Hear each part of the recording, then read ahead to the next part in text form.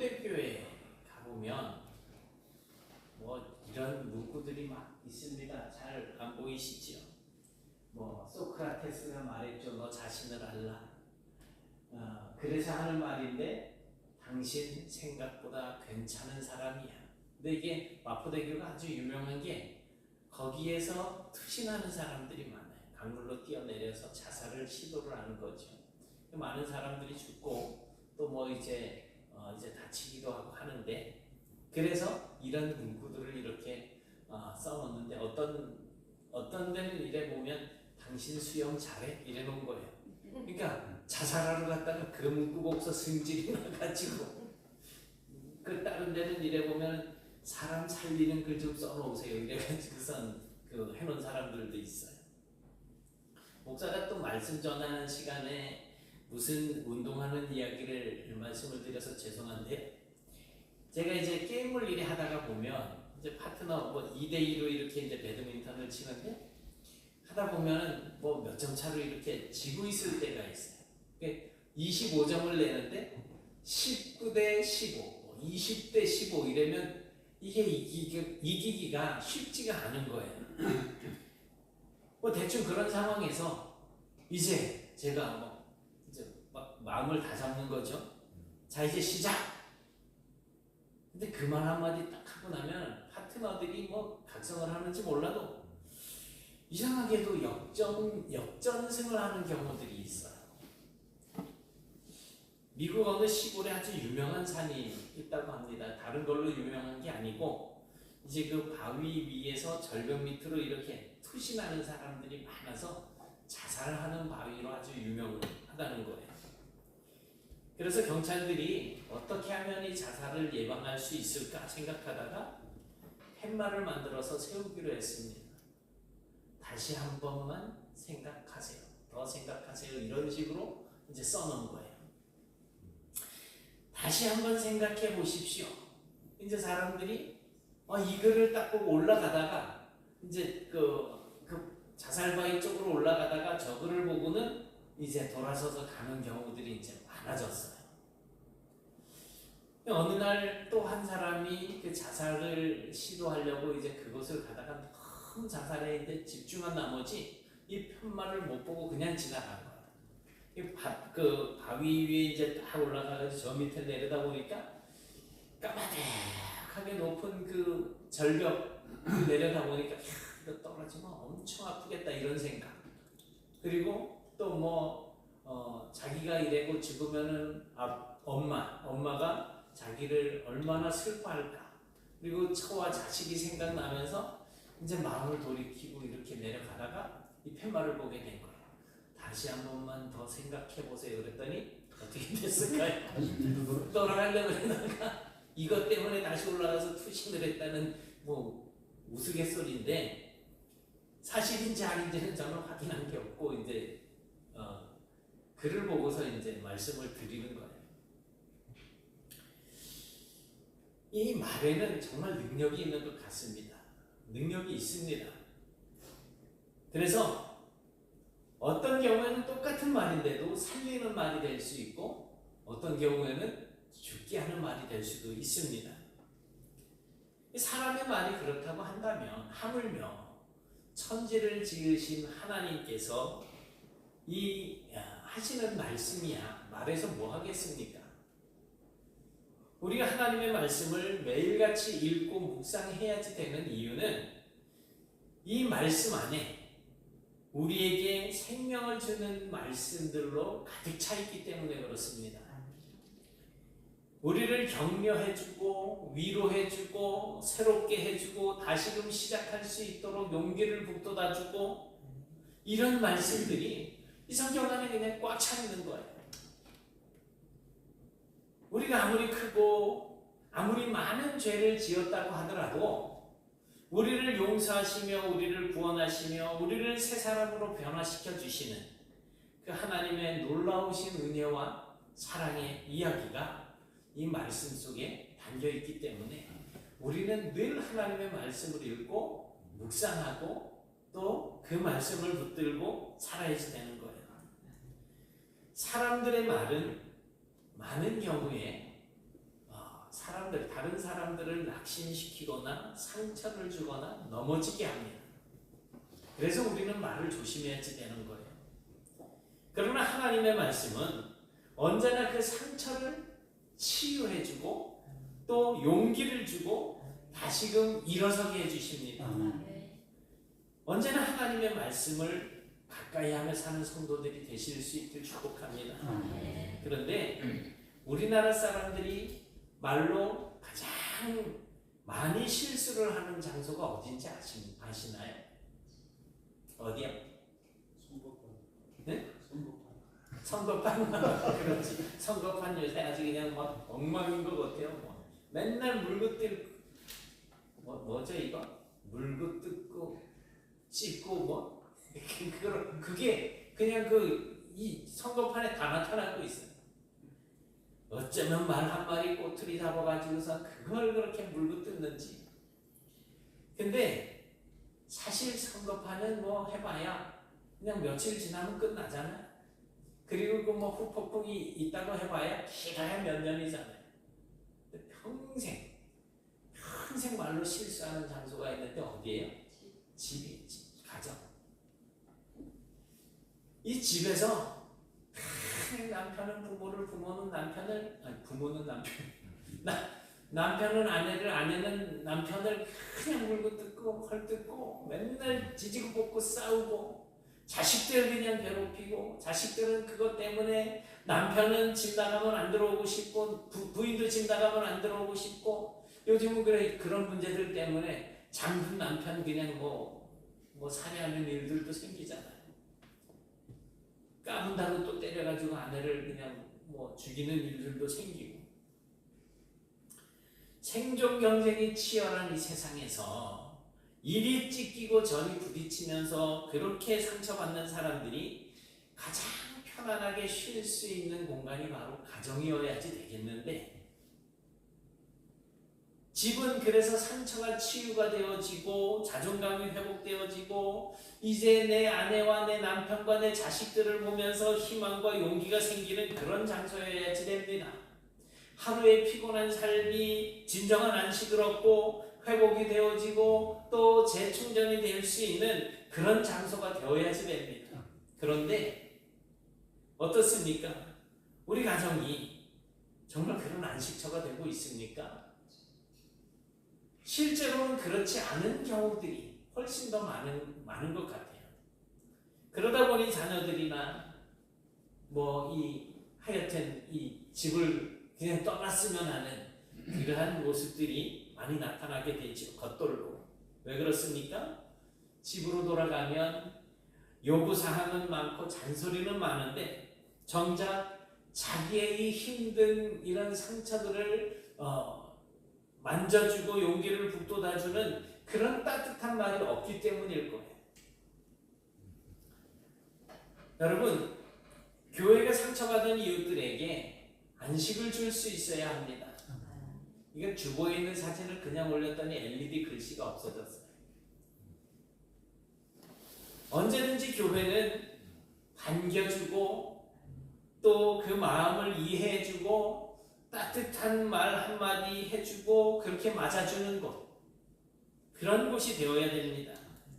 적어도 이 교회는 낙심시키고 실망을 주는 그런 말들을 흘리지 말아야지 됩니다. 그런데 실상은 예수를 믿는다고 하는 우리 성도들의 그 언어 생활이 예수를 믿지 않는 세상 사람들과 얼마나 다릅니까? 우리는 교회 안에서 어떤 말들을 많이 하십니까? 사람 살리는 말? 격려하는 말? 용기를 북돋아주는 말을 많이 하고 계십니까? 아니면 상처를 주고 기죽이고 또 낙심시키는 아주 가시가 돋친 그런 말들을 잘 하십니까? 만일 교회가 살리는 말로 가득한 곳이 된다고 한다면 생명의 말씀으로 충만한 그런 포근한 가정과 같은 교회가 된다고 한다면 우리 교회도 금방 부흥할 수 있습니다. 왜냐하면 이 세상에는 그런 교회를 찾는 상처받은 영혼들이 너무나 많기 때문에 그렇습니다. 문제가 있다면 그게 말처럼 쉽지 않다는 거예요. 오늘 읽은 야고보서는 예수를 믿는 성도가 어떤 삶을 살아가야지 되는가에 대해서 그 내용을 주제로 다루고 있습니다. 그러니까 예수 믿는 사람들이 신앙생활을 할 때, 교회 생활을 할 때 실제로 부딪히게 되는 문제가 무엇인지, 또 어떻게 교회 안에서 은혜롭게 신앙생활을 할 수 있는지, 정말 실제적인 지침서라고 할 수가 있습니다.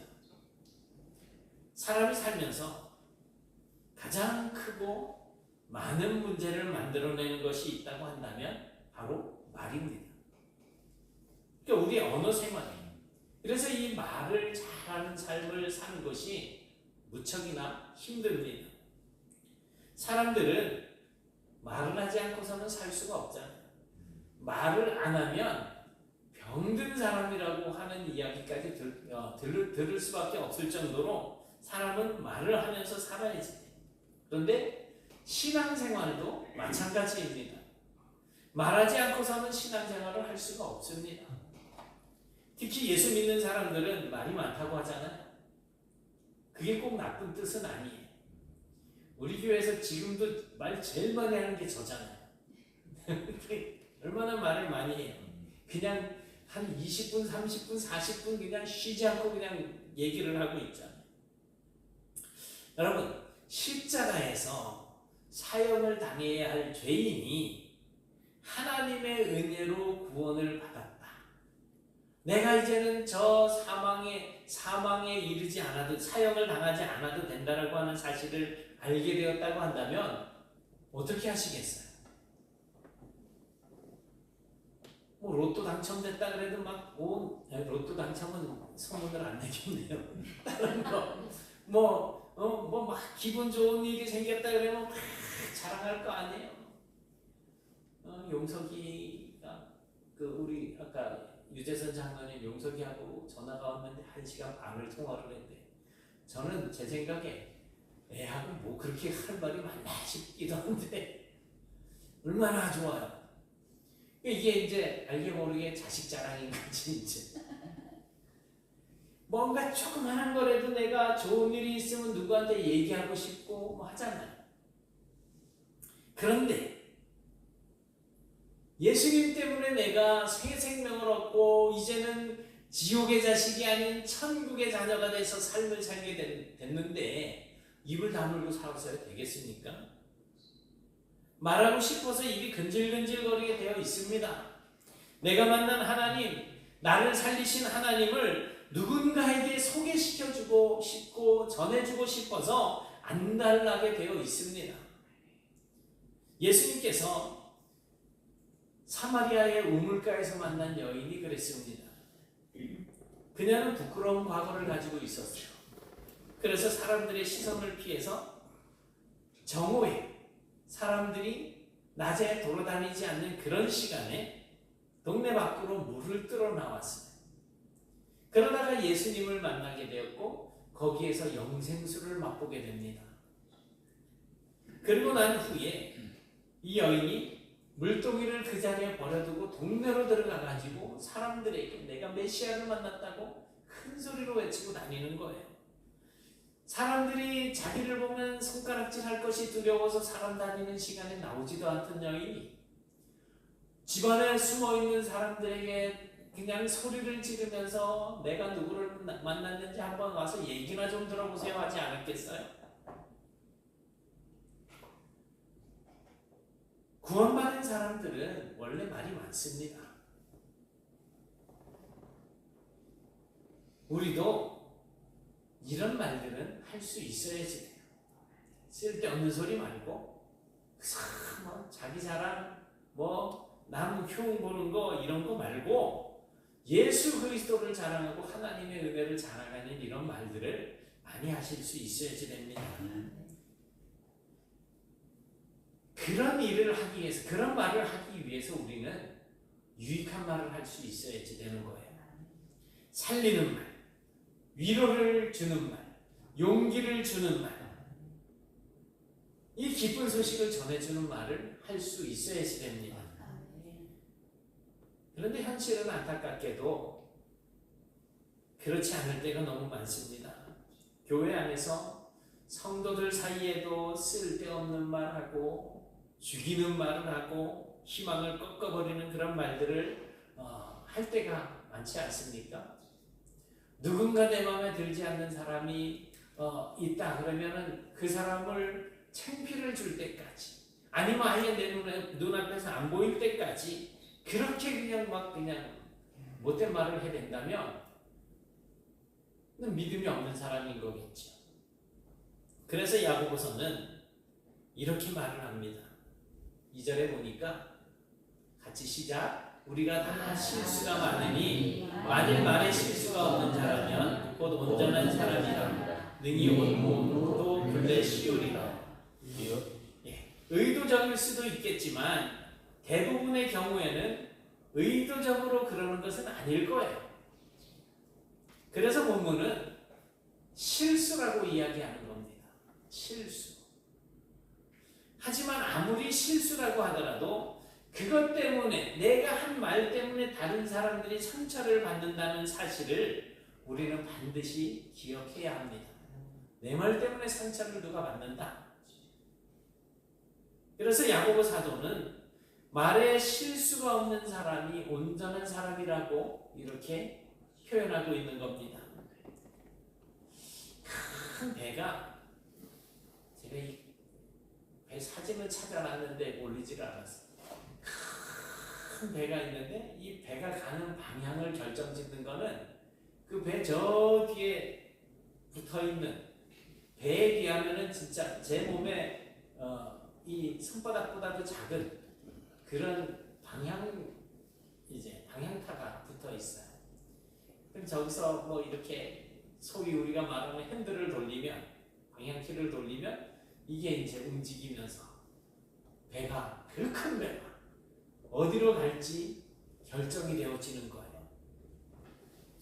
덩치는 산만한 배가 그 방향을 결정하는 방향타는 이 사람 이 입속에 숨어있는 혀보다도 더 작은 그런 상황이 될 거예요.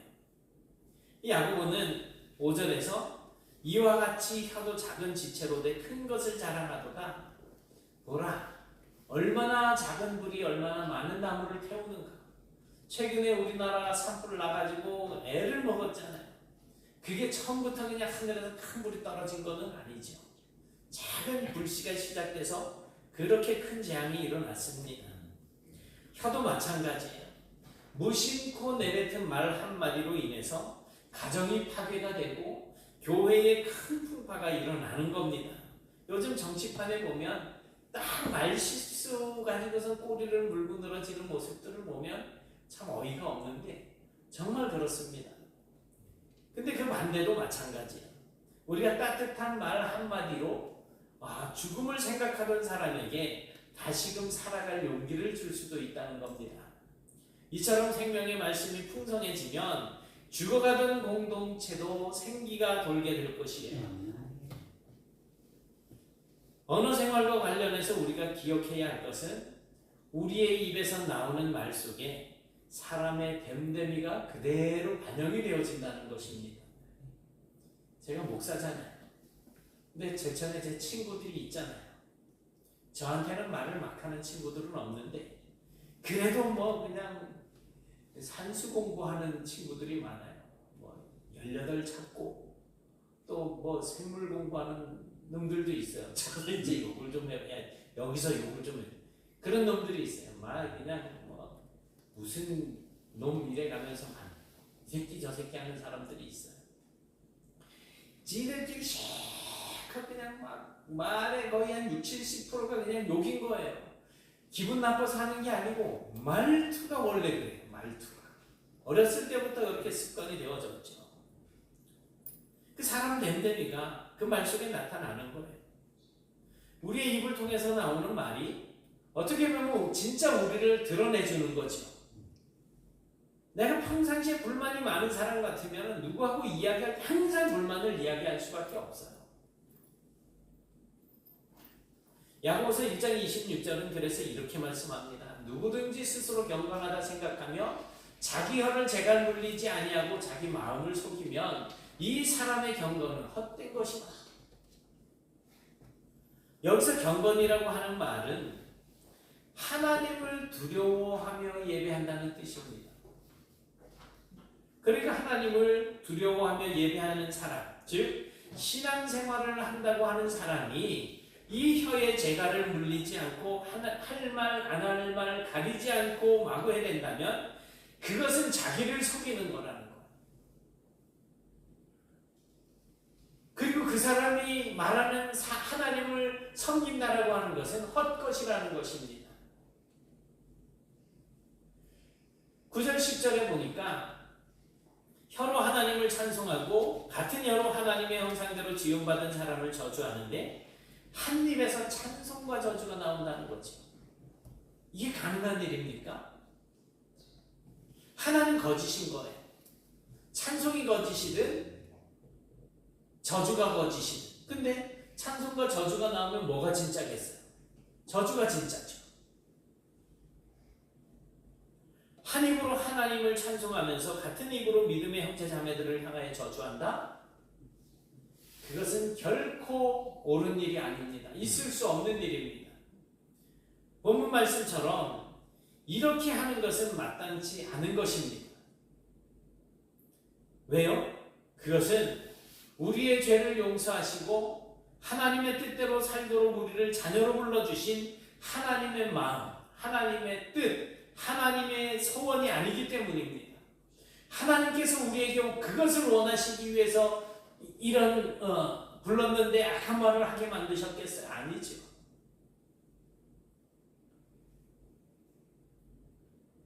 하나님은 우리를 통해서 다른 사람들을 구원해 내시기를 소원하고 계십니다. 하나님은 우리를 통해서 다른 사람들을 살려내고 치료하시기를 원하시기 때문에 우리는 혀에 재갈을 물릴 수 있어야지 되는 거예요. 그러면 어떻게 살리는 말을 하면서 살 수 있을까요? 우리의 힘으로는 안 됩니다. 8절 보십시오.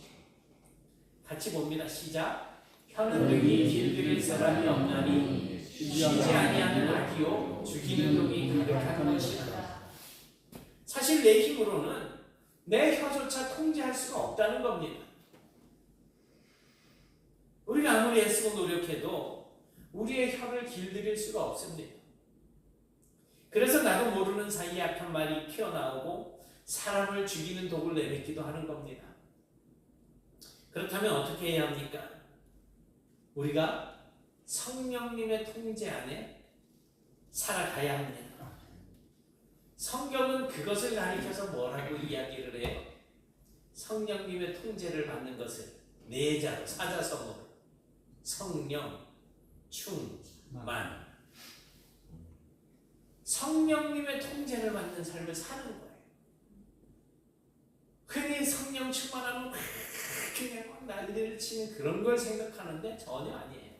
그럴 수는 있어요. 성령 충만한 사람들이 기도 많이 할 것이고 성령 충만한 사람들이 또 기도하다 보면 병도 고칠 수 있는 것이고 할 수 있죠. 그러나 성령 충만이 그렇게 요란한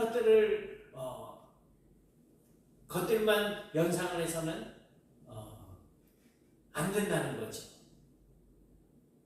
우리가 성령님이 온전히 우리를 지배할 때에 이제 우리는 하나님의 말을 할 수가 있는 거예요. 하나님의 마음을 가장 잘 아는 분이 누구라고요? 하나님의 영. 하나님의 속을 가장 잘 아는 분이 하나님의 영이라는 거예요. 그렇다면 성경에서 그렇게 말씀을 하고 있는데 우리가 하나님의 말을 하기 위해서 내 생각 가지고는 안 되죠. 성령님의 통제를 받아야지 되는 거예요. 나의 능력이 아니라 성령의 능력으로 살아갈 때만 참으로 하나님이 원하시는 말을 우리가 할 수가 있게 되는 것입니다. 나는 매일 죽고 예수 그리스도께서 우리 안에 살아 계실 때에만 우리는 참으로 다른 사람들을 살리는 말, 다른 사람들을 위로하는 말, 용기를 북돋아주는 말을 하면서 살 수 있게 되는 것입니다. 사랑하는 여러분, 우리가 교회 다닌다는 것만으로는 충분하지 않습니다. 그렇기 때문에 우리는 전적으로 하나님의 통제 안에 살아가야 합니다. 그럴 때만 우리는 하나님의 생명의 말씀을 전하는, 생명의 말을 하는 삶을 살 수가 있습니다. 아무리 교회 다니고 직분을 받아서 그럴듯하게 신앙생활을 한다고 하더라도 우리 하나님의 생각에 지배를 받지 않고 육신적이고 세상적인 그런 생각에 지배를 받고 있다면 나도 모르는 사이에 사탄이 원하는 그런 말을 하게 된다는 것입니다. 베드로가 그랬잖아요. 하루는 예수님께서 예루살렘으로 올라가시다가 제자들에게 내가 이제 고난을 받고 죽임을 당할 것에 대해서 가르치셨습니다. 그때 베드로가 뭐라고 말을 합니까? 주여 그리하지 마옵소서. 이 일이 결코 주에게 미치지 아니하리. 자기가 마치 예수님을 지켜줄 것처럼 이렇게 이야기를 했어요.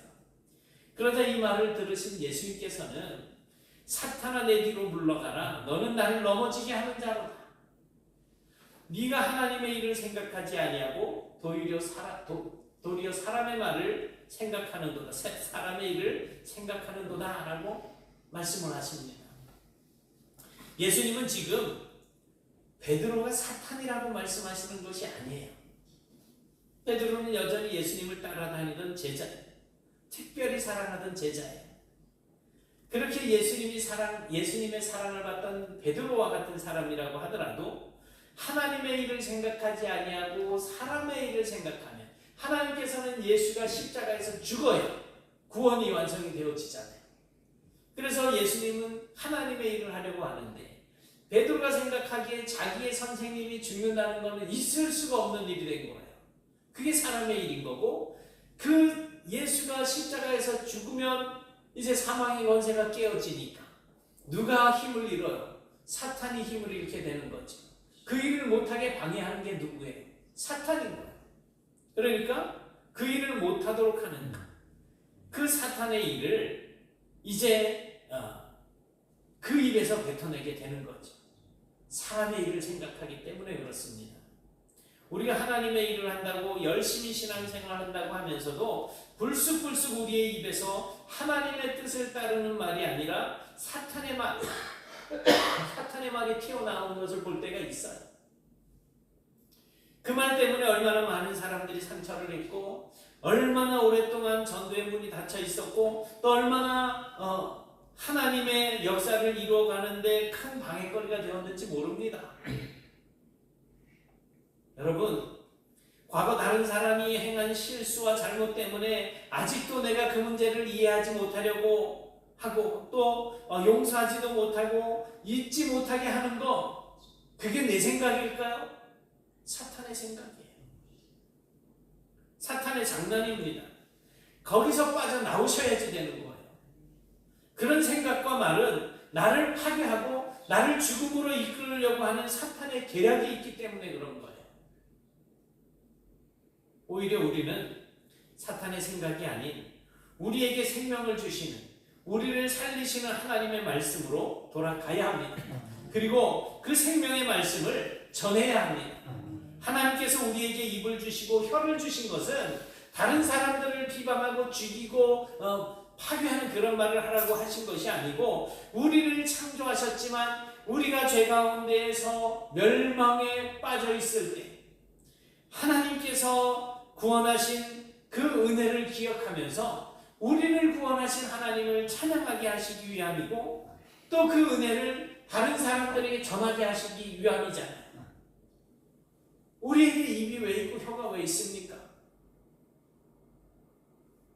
그러니 이제 우리도 다른 사람들의 험을 덮어주고 부족한 것 채워주고 격려하고 위로하고 용기를 북돋아주고 감싸주고 도와주고 사랑하는 말을 하면서 사는 성도가 되시길 바랍니다. 아멘. 그래서 이제부터 우리 교회를 통해서 상처받은 영혼들이 치유되어지고 죽어가던 영혼들이 살아나는 이 놀라운 생명의 역사만 풍성하게 나타날 수 있게 되기를 주님의 이름으로 축원합니다. 아멘.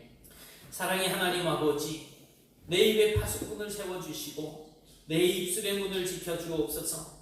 우리의 입을 통해서 생명의 말씀만 나오게 하시고 아멘. 저희는 생명으로 향하게 하시고 다른 사람들을 살리는 말만 할 수 있게 해주셔서 저희의 입이 하나님의 사랑을 전하는 통로가 되게 하여 주옵소서. 아멘. 다른 사람들을 위로하는 손길이 되게 하시고 절망에 빠진 영혼들을 살려내는 생명줄이 되게 하셔서 저희를 통해 날마다 구원받는 자가 되어갈 수 있도록 축복하여 주옵소서. 우리를 위해 십자가에서 대속을 이루시고 부활의 소망이 되어주신 예수 그리스도의 이름으로 기도드리옵나이다. 아멘.